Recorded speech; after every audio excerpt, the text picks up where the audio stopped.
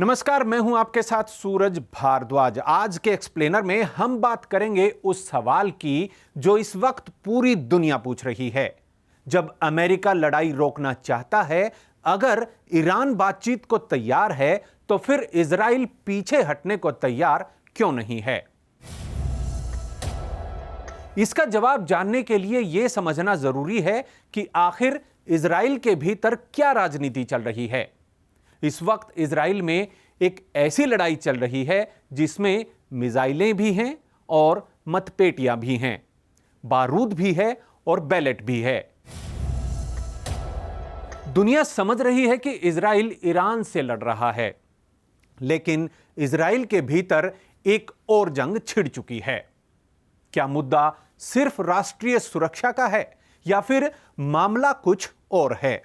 Netanyahu युद्ध जीतना चाहते हैं या मकसद कुछ अलग है?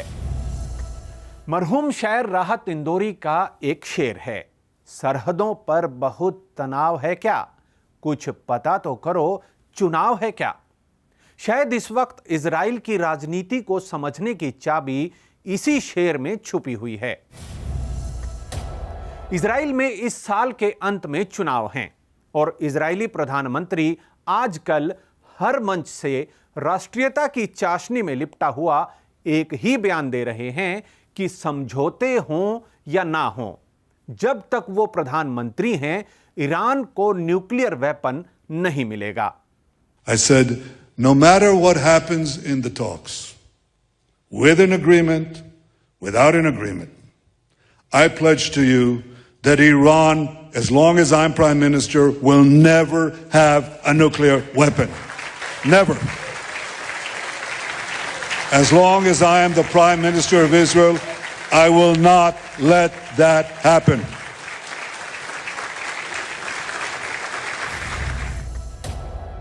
यहीं से शुरू होती है असली कहानी।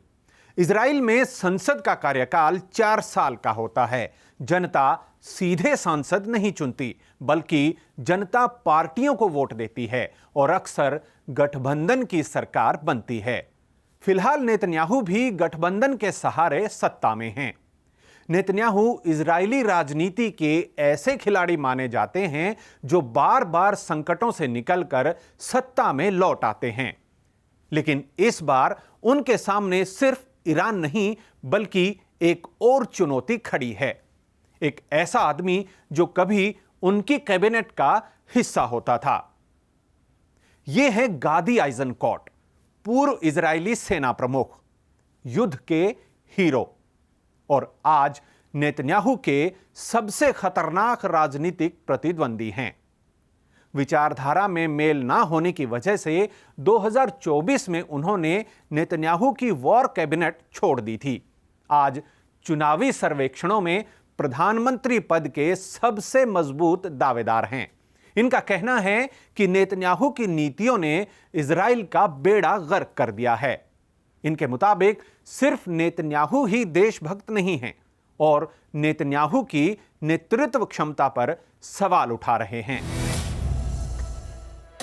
पूर्व सेना प्रमुख ये भी कहते हैं कि समस्या ये नहीं कि इजरायली सेना यानी इजराइल डिफेंस फोर्सेस मैदान में अच्छा प्रदर्शन नहीं कर रही। असली समस्या तो ये है कि सरकार के पास ऐसी रणनीति नहीं है जो सैन्य सफलताओं को राजनीतिक और कूटनीतिक उपलब्धि में बदल सके। जवाब में नेतन्याहू का कहना है कि आइजनकॉट मानते हैं कि अगर ईरान परमाणु क्षमता के करीब पहुंच भी जाए तो उसे नियंत्रित यानी उसे काबू किया जा सकता है, पर मैं ऐसा नहीं मानता। मैं ईरान को परमाणु हथियार हासिल करने ही नहीं दूंगा। यानी अब लड़ाई सिर्फ इजराइल और ईरान के बीच नहीं है, लड़ाई इजराइल के भीतर भी चल रही है। एक तरफ नेतन्याहू हैं, दूसरी तरफ पूर्व सेना प्रमुख। एक कहता है कि सख्ती चाहिए, दूसरा कहता है रणनीति चाहिए। इजराइल में आजकल युद्ध से ज्यादा इन दोनों नेताओं की बयानबाजी सुर्खियों में है। कई विरोधी नेता आरोप लगा रहे हैं कि नेतन्याहू युद्ध को जरूरत से ज्यादा लंबा खींच रहे हैं, क्योंकि युद्ध खत्म हुआ तो उनकी गठबंधन सरकार पर संकट आ सकता है।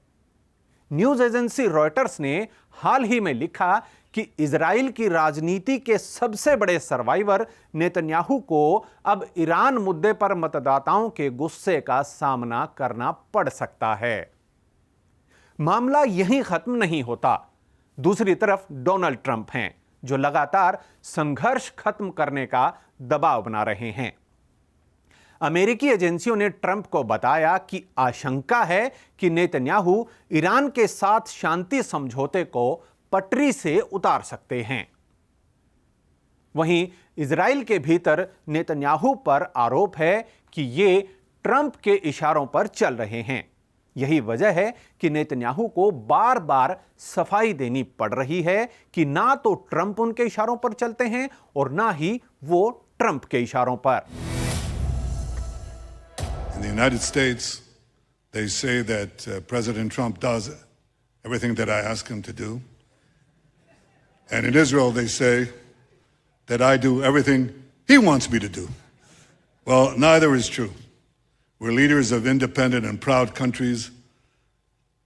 We stand for our interest. I stand for the interest of Israel. And often we see eye to eye, sometimes we don't. But we respect each other's sovereignty and leadership and commitment to our people. Israel में अब लड़ाई बारूद से ballot paper की तरफ जाती दिखाई दे रही है। सत्ता पक्ष और विपक्ष के नेता लड़ाई की आंच में राजनीतिक रोटियां सेकने में लगे हुए हैं। कहा जा रहा है कि इजराइल की राजनीति में इस समय बहुत कुछ दांव पर लगा हुआ है। कुछ विश्लेषक मानते हैं कि युद्ध का माहौल सत्ता में बैठे नेताओं के लिए फायदेमंद साबित हो सकता है, लेकिन सत्ता पक्ष का दावा है कि यह लड़ाई चुनावों की नहीं बल्कि इजराइल के अस्तित्व की है। उसके घर की दीवार से सटकर हिजबुल्लाह खड़ा है। उनके शहर ईरान की मिसाइलों की रेंज में हैं। अमेरिका और ईरान के लिए तो यह एक डिप्लोमेटिक डील है। हालांकि माना यह भी जा रहा है कि देर सवेर अमेरिका इजराइल को मना ही लेगा, लेकिन सवाल यह है कि अगर इजराइल नहीं मानता है तो क्या वो अपने दम पर लड़ाई को आगे बढ़ा सकता है? प्रधानमंत्री बेंजामिन नेतन्याहू ने अब इजराइल में एक नया दांव खेलना शुरू कर दिया है। ताजा बयान में उन्होंने कहा कि इजराइल को भविष्य में अपनी सुरक्षा के लिए दूसरे देशों पर निर्भर नहीं रहना चाहिए और देश को हथियार निर्माण में पूरी तरह आत्मनिर्भर बनना होगा, जिसका सीधा सा मतलब है कि इजराइल को अब अमेरिकी बैसाखी का सहारा छोड़ना होगा। ये अब इजराइल का नया चुनावी मुद्दा बनता जा रहा है। लेकिन सवाल भी खड़ा हो रहा है, क्या इजराइल अमेरिका के खिलाफ जा सकता है? क्या बागी होकर वो कोई बड़ा फैसला ले सकता है? जानकारों के मुताबिक इजराइल किसी भी परिस्थिति में अमेरिका के खिलाफ नहीं जा सकता, क्योंकि अमेरिका चाहे तो तुरंत इजराइल के खिलाफ संयुक्त राष्ट्र सुरक्षा परिषद में प्रस्ताव ले आएगा। चीन और रूस उसके पक्ष में वोट देने के लिए तैयार रहेंगे। नेतन्याहू पर पहले ही युद्ध अपराध के लिए इंटरनेशनल कोर्ट का वारंट जारी हो रखा है। कुल मिलाकर बगावत करने पर नेतन्याहू के लिए स्थिति बहुत मुश्किल हो जाएगी। नेतन्याहू अकेले ईरान के खिलाफ हमले की बात सोचेंगे भी नहीं, क्योंकि वो अमेरिका के साथ मिलकर भी ईरान को नहीं हरा पाए तो अकेले कैसे हरा देंगे। कुल मिलाकर अमेरिका और इजराइल दोनों तरफ चुनाव हैं और अपने अपने दांव हैं। अक्टूबर में इजराइल के आम चुनाव हैं। नेतन्याहू की चौथी बार पीएम की कुर्सी पर नजर है। वहीं नवंबर में अमेरिका में मिड टर्म इलेक्शंस हैं, जिसमें ट्रंप शांति का माहौल बनाकर अपनी छवि सुधारने की फिराक में हैं।